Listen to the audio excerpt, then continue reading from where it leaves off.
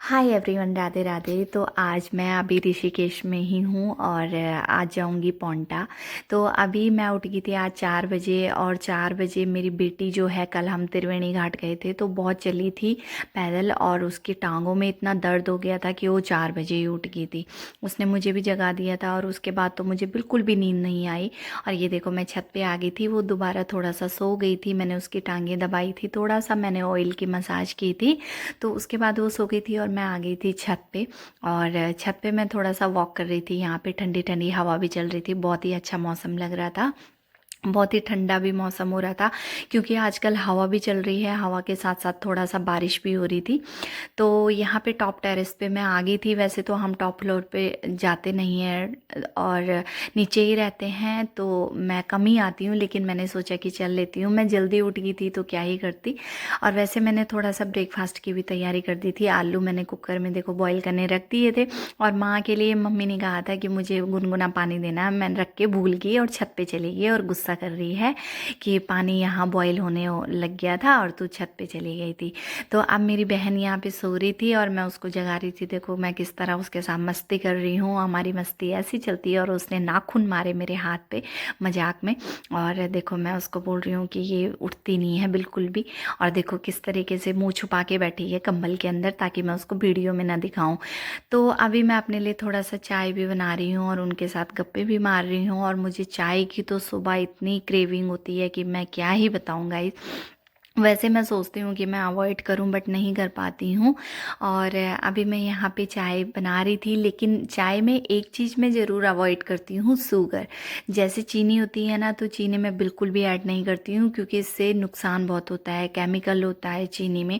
तो चीनी कभी भी हमें वैसे नहीं लेनी चाहिए, और बहुत ही हार्मफुल केमिकल होता है।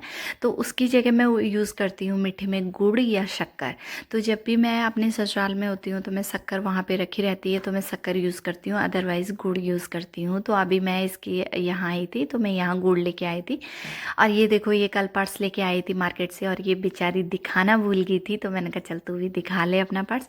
और मेरे हस्बैंड भी आ चुके थे, और ये मेरा बेटा सो रहा है, और उनके पास ही मेरे हस्बैंड भी सो गए थे। तो मैंने कहा चलो इतना ये सो रहे हैं, क्योंकि पौंटा से ऋषिकेश तक आए हैं तो लंबा सफ़र था। सुबह ही चल पड़े थे 5 बजे, क्योंकि इन्होंने बोल दिया था कि मैं जल्दी आऊँगा। तो मैंने कहा चलो कोई बात नहीं। तो अभी मैं यहाँ पे आलू के परांठे जो है बना रही हूँ, और मेरी बहन मेरा मजाक उड़ा रही है कि तुझे परांठे बनाने नहीं आते हैं और तेरे परांठे जो हैं चिपक रहे हैं। लेकिन उसको फाइनली मेरे ही हाथ के परांठे अच्छे लगते हैं, और वो साथ में वैसे तारीफ़ भी कर रही थी, ऐसी बात नहीं है कि मुझे तेरे हाथ के परांठे अच्छे लगते हैं। तो ये मलाई के साथ ले लिया था, और मैं भी अपना खाना ले चुकी हूँ और मैं जा रही हूँ बाहर। मेरे हस्बैंड सो रहे हैं, मम्मी ने खा लिया था, और मेरी बेटी है वो भी मेरे साथ साथ बाहर जा रही थी। और देखो मैं छत में बैठ के खा रही थी, और हल्की ठंडी हवा चल रही थी, धूप भी हो रही थी, और अच्छा मौसम हो रहा था।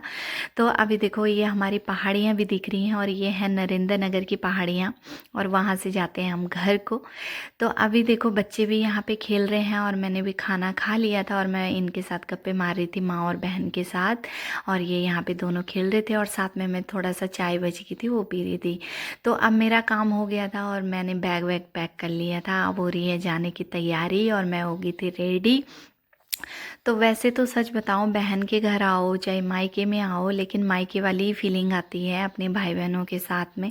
और अपनी माँ भी होती है, तो अपने घर में तो ऐसे होता है जैसे मर्जी रहे इंसान, और बिल्कुल भी अनकंफर्ट नहीं लगता है। तो वैसे मैं सच बताऊं, मैं जब से यहाँ आई थी तो आलस भी इतना आ जाता है। वैसे चलो खाना बनाने की तो मेरी ही जिम्मेवारी हो रही थी, रोटी बनाने की, क्योंकि बच्चों का भी अलग मनपसंद बनाना पड़ता है।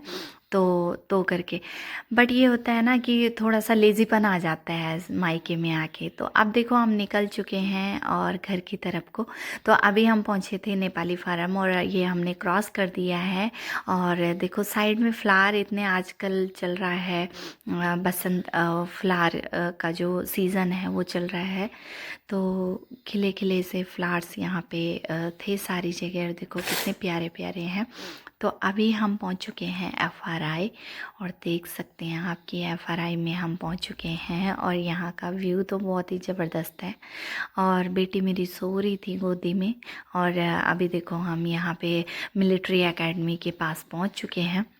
और मिलिट्री एकेडमी के बाद पहुँचे हैं प्रेम नगर आगे।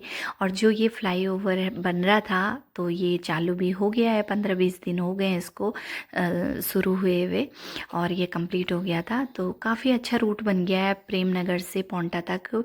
किसी भी बिना जाम के हम इजीली 1 घंटे से पहले पहले क्रॉस कर सकते हैं, क्योंकि काफ़ी हाईवे अच्छा बन गया है 4 लेन। तो बहुत ही अच्छा लग रहा था, और ऐसे रूट पे चलने में भी बहुत मज़ा आता है और जल्दी भी पहुंच जाता है, टाइम भी सेव हो जाता है इंसान का। तो अभी हमने धर्मावाला क्रॉस कर दिया है और आगे हम पोंटा के रूट पे, और सामने आप देख सकते हैं कि ये है रिवर व्यू और ये पोंटा की रोड है। तो अभी हम पहुंच चुके हैं कुलाल का पुल, जो कि काफ़ी फेमस है यमुना रिवर का, और ये सामने गुरुद्वारा और यमुना मंदिर के दर्शन भी हो गए हैं। और अभी पहुंच गए हैं हम पुल पे। अब उत्तराखंड हमने छोड़ दिया, हम पहुंच गए हिमाचल में, हमने एंट्री कर दी। और मेरा बेटा मेरे बाल खींचे जा रहा था पीछे से, तो मैं इसको थोड़ा सा डांट रही थी और ये कुछ बोल रहा था। तो गाइस फाइनली हम पहुंच गए अपने घर पे, और मैं थोड़ा सा कपड़े लगाने लग रही थी यहाँ पे, जो भी मैं वहाँ से लेके आई थी। जो धुलने के थे वो मैंने अलग कर दिए थे, बाकी मैंने लगा लिए थे। तो अब शाम के टाइम मैं कर रही थी आज मंदिर साफ़, क्योंकि कल से है नवरात्रा है, पहला नवरात्रा। तो आज सोचा कि रात को ही साफ़ करके कपड़े वगैरह लगा के सारा क्लीन करके ही सोऊं, क्योंकि कल से तो जोत ही स्टार्ट करनी है।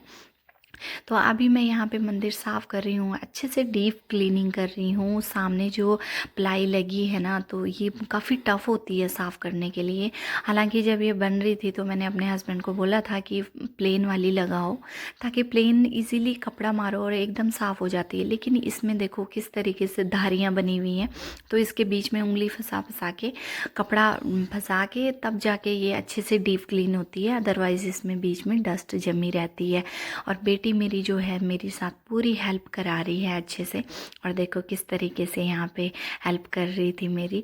और अभी जो है मैं यहाँ पे कपड़े लगा रही हूँ, मैंने अच्छे से क्लीनिंग कर दी है। तो कपड़े जो वॉश किए हुए थे वो मैं लगाऊंगी, और सारी फ़ोटोज़ वगैरह मैंने क्लीन कर दी थी यहाँ पे।